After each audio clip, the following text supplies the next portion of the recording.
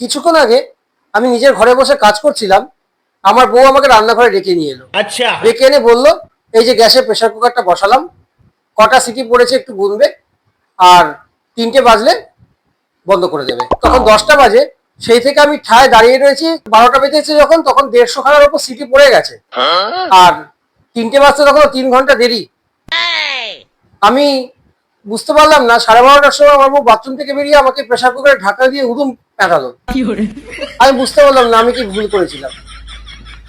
আমার তো আরো অপেক্ষা করে যাওয়াটাই উচিত ছিল, তাই না? আর এখন কি করেছে, নিজে অন্য ঘরে রাগ করে বসে রয়েছে, এই ঘরেও আসতে চাইছে না। চলো তোমাদের একবার দেখাই।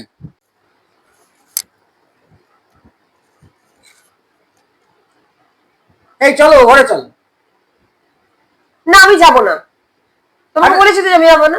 আরে চলোই না, এত রাগ করলে চলে? চলো এবার ঘরে চলো। আমি বলেছি তো যে আমি যাব না, আগে তোমার বুদ্ধি হোক তারপর আমি যাবো। ये भगवान क्या जुल्म है। আরে তুমি তো তখন বললে ওই 3টে বাজলে গ্যাসটা বন্ধ করতে, তা আমি তো তাই করেছি। তুই যাবে এখান থেকে, তুই যাবে এখান থেকে।